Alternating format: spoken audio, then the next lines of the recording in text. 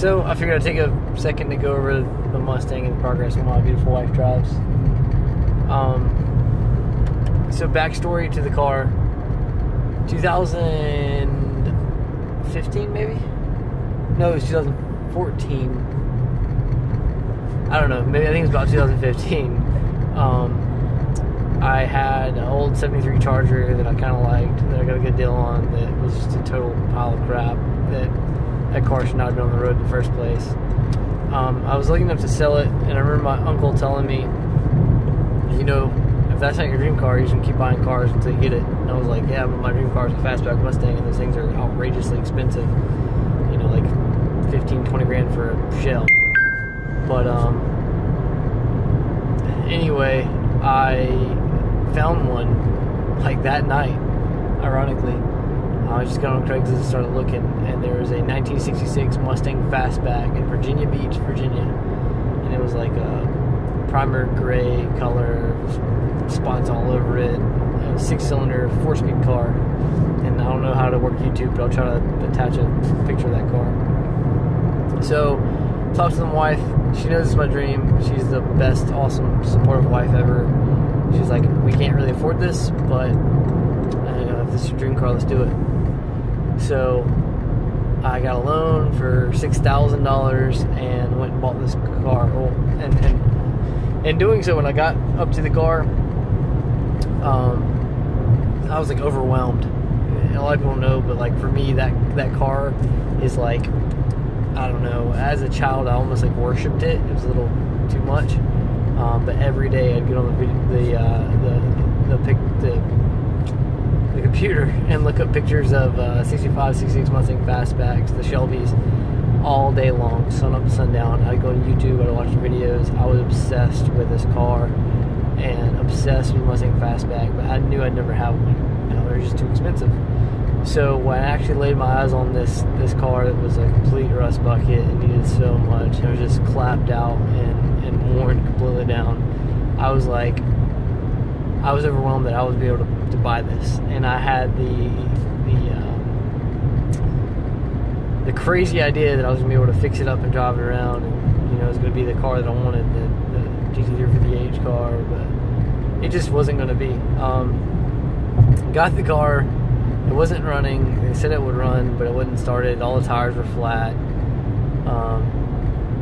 It was just, it needed a lot. And if I can attach pictures, I'll attach pictures to show you what I mean. But anyway, I got the car to my cousin's house. He came all the way and picked it up for me. We hauled it from Virginia Beach down to North Carolina, where I live. And well, actually, it was at his house. I stayed there for like, I don't even know, 9 months. Couldn't really afford to work on it. And at that point, the car was just sitting. And I guess I got so discouraged. I was like, I'm never going to be afford to fix this car up. I'm never going to afford to drive it. It just needs way too much. So, I was like, you know what? I'm just going to sell it and buy another car. So I put the car on eBay, and the car sold for like, what, $9,000? I think it was like $9,000 it sold for. And I was like, heck yeah, turn a profit. I can take that money and get something I also wanted. I found at that time, I was doing some research on Craigslist and found a 68 Chevelle. And I've always liked the 69 Chevelles. Not too crazy about 68s. The only difference is the grille. I'm not a big Chevy guy, but the 69 Chevelles have always been just an amazing looking car.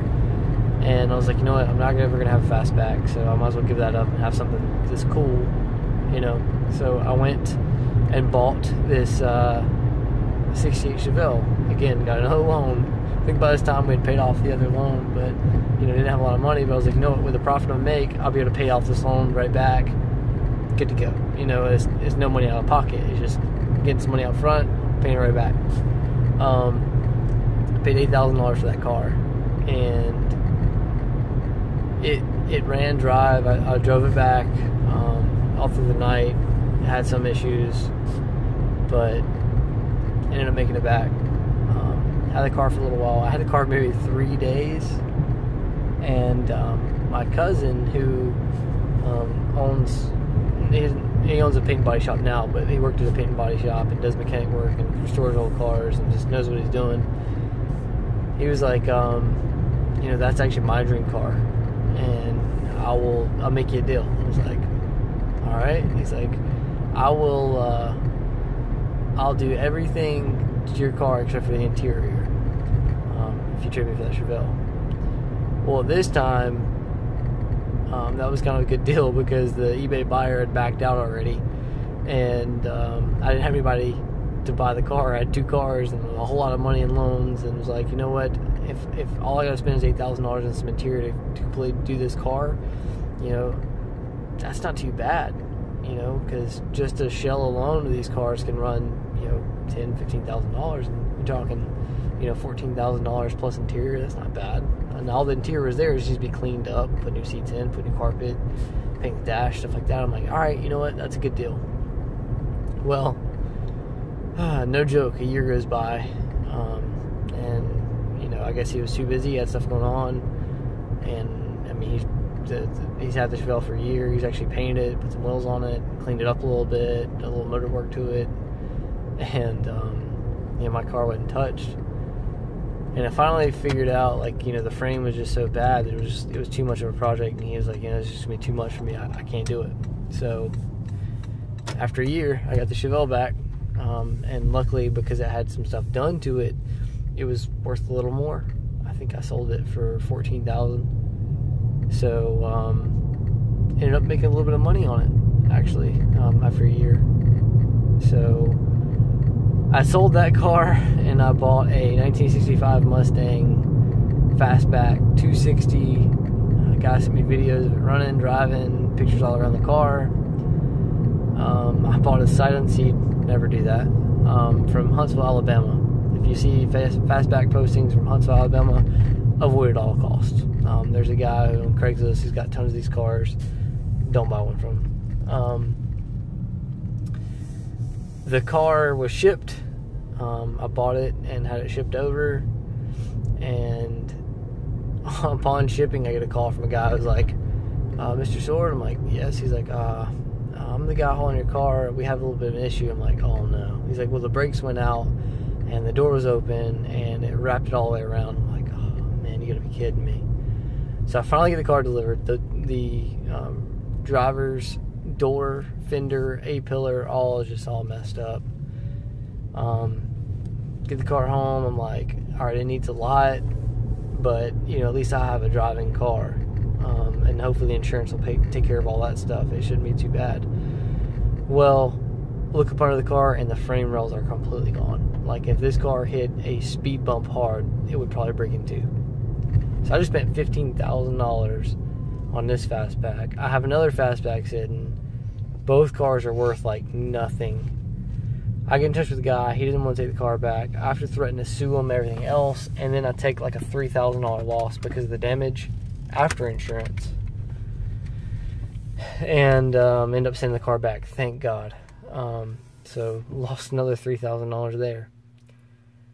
Finally, after a little while, I found a guy in New York that has a 1965 Mustang coupe conversion car. You know, he did a conversion, and that car was complete running and driving, just had no interior in it whatsoever. Had 2 front seats. That was it. Well, if you flash back about a year or two, I had bought all the interior pieces I needed with some of the profits that I made before. So I had interior panels, I had door seals, I had window cranks, I had bezels, I had everything for the interior. So I had a full Fastback interior almost sitting in my garage. This car was running, driving. You know, he'd already been on rotisserie, done the frame rails, done the torque boxes, done all that stuff, and all it really needed was interior. I mean, obviously it needed to be painted and stuff as well. I'll tap pictures on to show you. It needed to be, you know, did a little bit of body work, painted, and it needed interior. So he wanted $12,000 for that car, and I talked to him. I said, hey, I've actually got a Fastback, a real Fastback, you know, the sitting 6-cylinder 4-speed car is kind of a rare option, and asked him if he'd want to, you know, come down and trade, maybe toward the profit. And he agreed. So I got $6,000 off. So he gave me $6,000. So I broke even on that car. And then I had, you know, $6,000 in the new car. Well, for me, I had all that, you know, profit from the Chevelle. So I put that toward the car. All the parts I have now are for my current car, which is that conversion car. A lot of people don't know it's actually a fastback conversion. But I was able to do the paint and body work. I was able to get a lot of you know, motor work, performance parts, all the interior pieces I needed, everything to complete the car. I was able to do. So God really blessed me with that one. So fast forward, I've got the car, I've got all the parts, start doing it, I get it painted, paid my cousin to paint it. Paint didn't come out exactly right, we still got to redo the stripes, got to take off the clear, redo the gold stripes, and repaint it. Well, start working on the car, I do the interior, rear interior, get all the pieces, start putting that together. And then I have a job opportunity I take, and then I actually go to Afghanistan. So while I'm in Afghanistan, I make a deal with them. I'm like, hey, you know, I'll pay you to work on the car while I'm gone. It doesn't need too much. Paid a few $1,000s, and nothing happens. I get back from Afghanistan after like 4 to 6 months, and the car's been sitting in the shop. I've done everything. I've you know, built the motor. I've taken the transmission, had it rebuild, got it in. I've done all that I can do mechanically. I've done it all.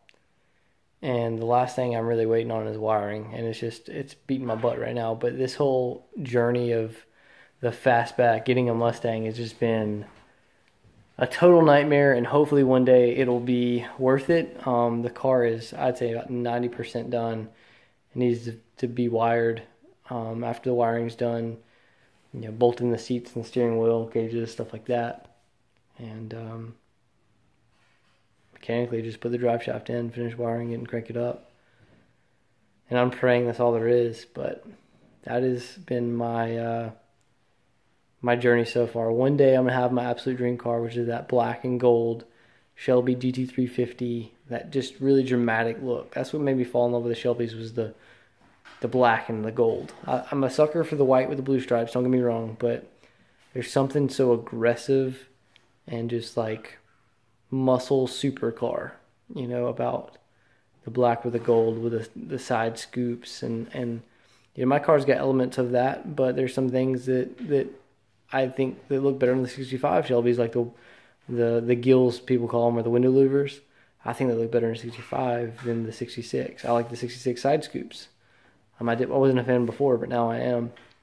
And so my car has elements of both, but one day it'll be done running and driving, and it'll be worth it. But it's been 3 years, more money than I won't even think about, that I don't have, and 2 rusted, messed up cars, somebody wrecking one of them, insurance claims, dealing with sellers. It's been a lot, and hopefully one day it'll be worth it. So that's my Mustang story.